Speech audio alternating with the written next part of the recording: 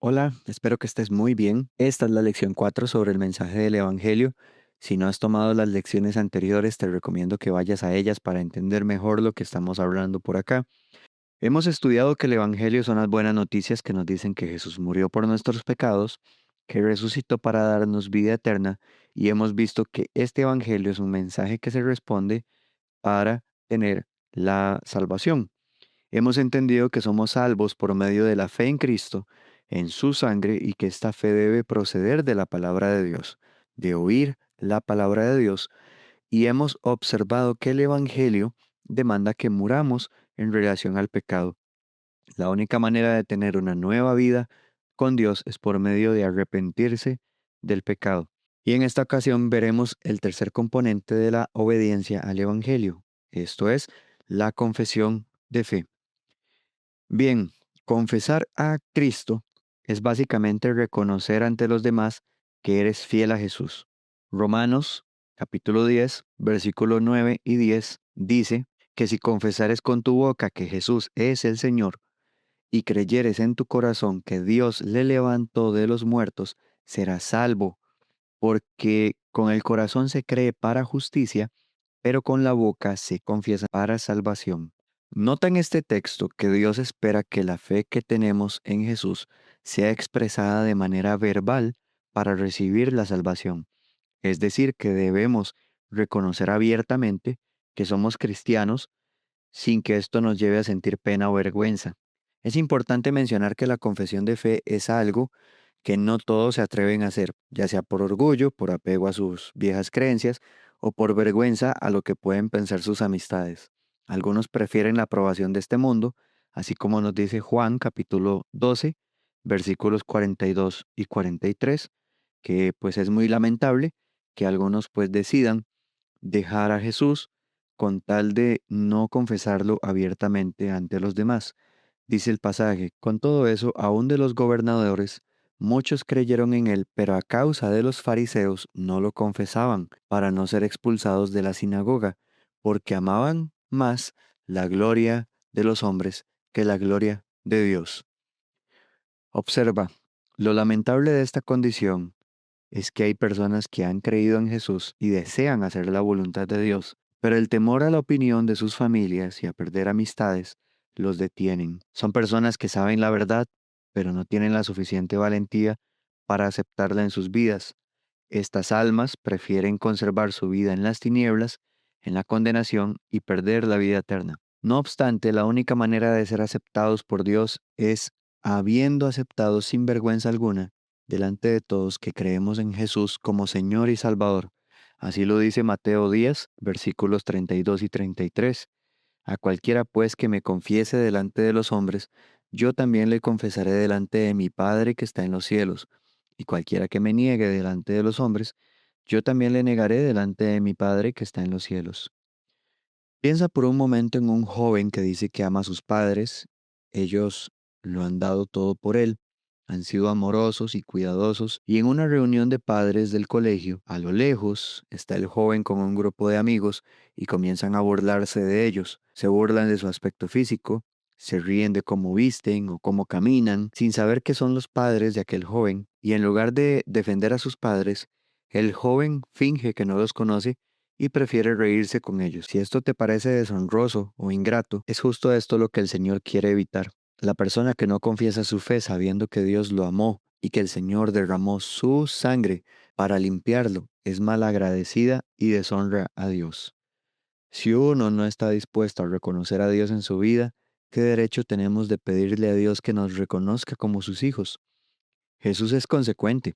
Si le confiesas, Él te reconoce como su discípulo, y si te avergüenzas, Él te tratará como un desconocido. Él te tratará como cualquier persona que no haya obedecido al Evangelio. Un punto más que vamos a sumar a este tema es que la confesión de fe es un reconocimiento de la deidad de Jesús. Cuando confiesas tu fe, estás expresando que tu vida ya no te pertenece, sino que tienes un Señor que gobierna tu vida. Jesús es el Señor. Y debido a que Él nos ha salvado, le debemos nuestra vida entera a sus propósitos. Decir que Jesús es Hijo de Dios, confesar la fe, es una aceptación de la deidad. Jesús es Dios. Así lo dice Juan 1:1. En el mismo capítulo también vemos el versículo 14. Dicen ambos textos, en el principio era el verbo era con Dios, y el verbo era Dios. Y aquel verbo fue hecho carne y habitó entre nosotros, y vimos su gloria, gloria como del unigénito del Padre, lleno de gracia y de verdad. Vamos despacio. Entiendo que la deidad de Jesús es un tema difícil de comprender para algunas personas. Te lo voy a explicar de una manera breve y con palabras sencillas. La deidad, o como algunos la llaman, la Trinidad, es una doctrina bíblica que indica que Dios es uno y se compone de tres partes: el Padre, el Hijo y el Espíritu Santo. Yo prefiero usar los términos deidad o divinidad, aferrándome más pues al texto bíblico que aparece en Hechos 17:29 o Colosenses 2:9. Sin embargo, llamar Trinidad a estos tres personajes no tiene nada de malo. Al final es la misma idea, que Dios es uno y a la vez son tres. La confusión viene a darse cuando suponemos que Dios es una sola persona. Ahora, sé que el siguiente ejemplo es muy imperfecto, nada se compara con Dios, pero es algo que me ha ayudado a entender la deidad en palabras muy simples. Haz de cuenta que la Trinidad funciona de una manera similar al huevo. Un huevo, aunque parezca muy simple, es un ejemplo que funciona muy bien para entender la Trinidad. Lo divides en tres partes y las tres partes siguen siendo huevo. Su naturaleza es ser un huevo. Pones una parte de él en el sartén y sigue siendo huevo, no cambia. Cuando vas a comprar huevos en el súper, no vas a pedir huevos divididos en sus partes, compras el huevo completo. Así es Dios. Siempre permanecen unidos y si se separan, no dejan de tener una naturaleza eterna, santa, omnipotente. Siguen siendo un solo Dios. En lugar de pensar que Dios es un solo individuo, veamos más bien a Dios como una familia, como un grupo de entidades que comparten una misma naturaleza eterna.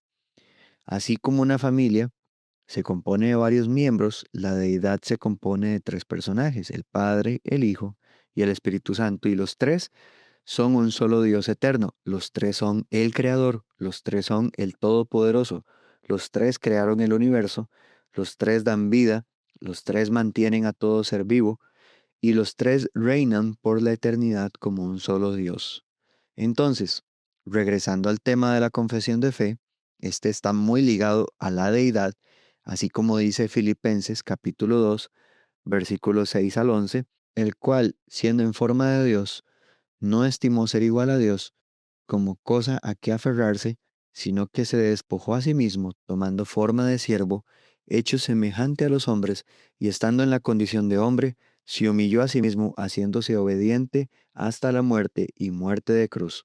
Por lo cual Dios también le exaltó hasta lo sumo y le dio un nombre que es sobre todo nombre, para que en el nombre de Jesús se doble toda rodilla de los que están en los cielos y en la tierra y debajo de la tierra, y toda lengua confiese que Jesucristo es el Señor, para gloria de Dios Padre. El texto dice que Jesús, siendo igual a Dios, es decir, que era Dios, pues nada es igual a Dios en poder, ni en sabiduría, ni en eternidad, no hay nada que se compare con Dios. El único que puede ser igual a Dios es Dios. Jesús, siendo igual a Dios, no consideró aferrarse a su gloria, sino que se despojó para venir a rescatarnos. Esto sería algo así como si el dueño de una empresa tomara el lugar de un obrero para ayudarle a sus empleados. Se viste como ellos, come con ellos, se ensucia las manos con ellos, pero no por esto deja de ser el dueño de la empresa. Así fue el plan de Dios. Él dejó su gloria en el cielo temporalmente para venir a rescatarnos. Esto no lo hace menos Dios. Lo único que cambió fue que Él tomó un cuerpo para poder morir por medio de Él. El texto de Filipenses también nos hace ver que el tema de la deidad está muy ligado a la confesión de fe. Dios nos dice aquí que su voluntad para nuestras vidas es que toda rodilla se doble delante de Jesucristo y que toda lengua lo confiese a Él como Señor. Es decir, que Dios espera que le declaremos verbalmente. Además, te comparto que confesar la fe en Cristo es una declaración que hacemos en el bautismo. Confesamos nuestra fe como se le pidió a Saulo en Hechos 22:16, así dice el texto. Ahora pues, ¿por qué te detienes? Levántate y bautízate y lava tus pecados, invocando su nombre. Es importante que esto suceda en el bautismo porque así expresamos qué es lo que nos motiva a bautizarnos. Al hacer pública tu fe, dejas claro que tu compromiso es con Dios, que no es por una tradición, que no es para complacer amigos, que no se hizo porque te obligaron o porque fuiste presionado de alguna manera, sino porque en tu corazón has aceptado que Jesucristo es el Señor y que en tu vida quieres dedicarte por completo a Él. Además del momento del bautismo, también la confesión de fe es identificarse como cristiano. Hechos 11:26 dice, y se congregaron allí todo un año en la iglesia y enseñaron a mucha gente, y a los discípulos se les llamó cristianos por primera vez en Antioquía. Mira el texto como dice que al que sigue a Cristo se le llama cristiano. Cristiano es básicamente eso, seguidor de Cristo, eso significa, es sencillo. Si te identificas entonces con una denominación, usualmente vas a recibir, además de el nombre cristiano, entre comillas, vas a tener el nombre de su fundador o el nombre de la organización. Pero esto no es así entre cristianos que siguen el modelo de la Biblia. Este es un enorme mal que pues sucede desde mucho tiempo atrás. Algunos en ocasiones intentan seguir a Cristo a la vez que honran a sus fundadores de sectas. Y Pablo dijo que esto pues no es adecuado. En Primera de Corintios, capítulo 1, versículos 10 al 13, dice el texto, quiero decir que cada uno de vosotros dice, yo soy de Pablo, y yo soy de Apolos, y yo soy de Cefas, yo soy de Cristo. ¿Acaso está dividido Cristo? ¿Fue crucificado Pablo por vosotros? ¿O fuisteis bautizados en el nombre de Pablo? Así que, leyendo esto, nos damos cuenta de que las divisiones religiosas pues no son adecuadas, no son bien vistas por Dios. Cristo no está dividido en iglesias inventadas por hombres para complacer las preferencias de cada quien y nadie más que Él ha derramado su sangre para salvarte. Nadie más que Él merece ese título de honor en nosotros. Llamarnos cristianos únicamente es lo que debemos de hacer. Llamarnos cristianos más algo más sería deshonrar a Cristo poniéndolo en igualdad con alguna otra persona. Ninguno puede servir a dos señores, o eres cristiano o eres partidario de una división religiosa, o lo que se llama denominacionalismo o sectarismo, que vienen a ser similares. Los cristianos que nos esforzamos por hacer la voluntad de Dios, vamos a optar por llamarnos solamente cristianos sin nada que adorne ese nombre. Ahora, pasando a otro tema, la confesión de fe es también adorar a Cristo. Él desea que seas un adorador. Esto dice Juan 4:23, mas la hora viene y ahora es cuando los verdaderos adoradores adorarán al Padre en espíritu y en verdad, porque también el Padre, tales adoradores, busca que le adoren. Adorar es expresar a Dios alabanza, es agradecer, es llegar a su presencia en oración y cantarle. Esto es algo que hacemos tanto en privado como en servicios de adoración públicos. Varios salmos nos motivan a expresar adoración a Dios en respuesta de su gracia y de su grandeza. Por ejemplo, el Salmo 30:12. Por tanto, a ti cantaré gloria mía y no estaré callado. Jehová Dios mío, te alabaré para siempre. Salmo 145, 1 y 2. Exaltaré, mi Dios, mi Rey, y bendeciré tu nombre eternamente y para siempre. Cada día te bendeciré y alabaré tu nombre eternamente y para siempre. Salmo 146:1 también se suma entre muchos, muchos otros. Alaba, oh alma mía, a Jehová. Alabaré a Jehová en mi vida. Cantaré salmos a mi Dios mientras viva. Mira cómo cada salmo insiste en la constancia y en la duración de la alabanza. Dios quiere que seas un adorador cada día por la eternidad. Y ciertamente hay miles de razones para hacerlo. Él nos creó, nos amó, nos salvó y nos sostiene en todo momento. Él es digno, es admirable, es consejero, Él es Dios fuerte, Él es Padre eterno, Él es príncipe de paz. Entonces, Si le amamos, vamos a vernos motivados. Esto no es algo que vaya a verse como un mandamiento, como una carga, sino que más bien es algo que vamos a hacer con mucha naturalidad. Vamos a verlo como algo que queremos hacer. Queremos alabar a Dios mientras vivimos, porque Él nos ha dado mil razones para alabarle. Y finalizo diciendo que confesar nuestra fe también es compartir el Evangelio con otras personas.